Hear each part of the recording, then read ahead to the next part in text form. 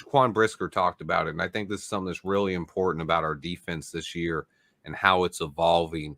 Is last year, I want to explain kind of how this works and what he means by it. Some people have talked about it, but most times with defense, when you're playing Madden or guys who have played Madden, they're familiar and they think, the free safeties on the left side and the strong safeties on the right side.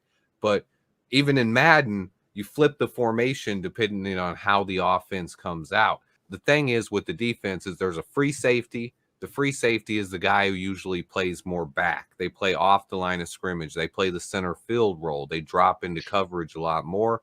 The strong safety's responsibility usually is to come up in the box a lot more, play more like a linebacker and be able to fit the run gaps. And you got to take on blocks and be really physical to do that.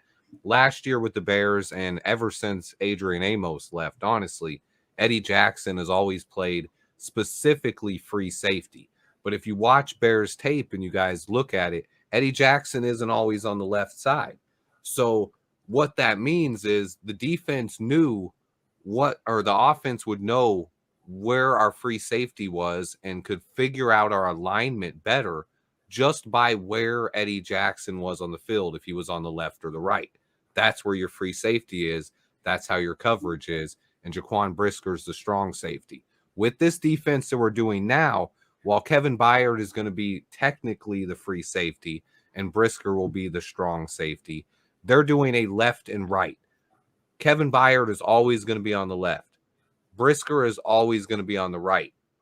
But what the offense doesn't know is when the free safety is supposed to be on the right, Jaquan Brisker is playing free safety. If the strong safety is supposed to be on the right, Jaquan Brisker is playing strong safety. So they're not going to switch. So the offense has no idea which guy is going to drop into coverage and which guy is going to come up and support the run on any given play. And that's something that is, I believe, a tremendous advantage for our defense and something that can really help us this year, especially because, defense, when they can figure you out, and especially in an Eberflus defense like this, a cover two, anything the offense can do to figure out what you're doing and be able to take something from you, this is a huge advantage for our defense now, not only because they're doing it, but also Kevin Byard's ability.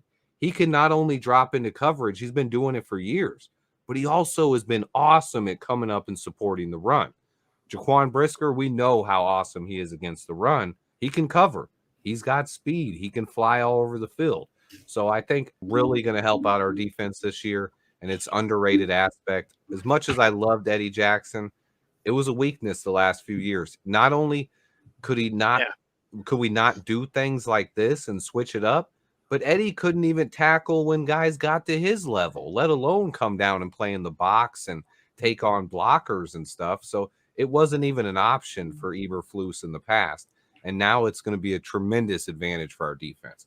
Absolutely agree with everything you just said. I think that Eddie Jackson had become a liability as for our team in coverage and as far as in run support. And what this does, this new change where we're going left and right as opposed to free and strong safety, it allows us to disguise coverages. You don't know who's going to be where. You don't know who's dropping back and who's coming up. You don't know if both of these guys are going to stay back. You can't decipher which coverage we're going to be in just from our alignment or to seeing where Eddie Jackson's going to be and him telling you, all right, we know Eddie's 90% of the time going to go back. So we're going to just assume that he's going back because this is a pass, this is a long situation, and such things like that. So that'll allow us to disguise coverages. And given the fact that we're playing a lot of younger quarterbacks who are in their second year and first year early on, I think that's going to make this defense little more tricky going forward. Quarterbacks are going to have to hold the ball for that extra second, which is going to allow our defensive ends and our defensive line the opportunity to get there with the rush, or the quarterback's going to make a mistake and throw the ball into harm's way. So this is a good thing. I'm looking forward to seeing how it all plays out on the field, but I'm liking the way that sounds. Yeah, it allows them to be more aggressive is one of the other things there as well. No, it was nice to see, and hats off to the coaches too, to being willing to adapt their defense You know, I don't know if it was just Eddie Jackson's inability to do that style, or was it the coaches not thinking, fourth No, he couldn't dimensionally in do this it. case? He Mhm. couldn't do it. He couldn't tackle. Yeah, he Right. could. He just couldn't tackle. I mean, it was something. It was Yeah. even when they would run directly at him, even when he was dropping into coverage, and when they got to him, that was one of the biggest issues with our defense over the last few years is Eddie's inability to tackle. You need 11 guys on defense that can tackle, and having a guy who just can't tackle, that's what opened up a lot of those big runs. It would be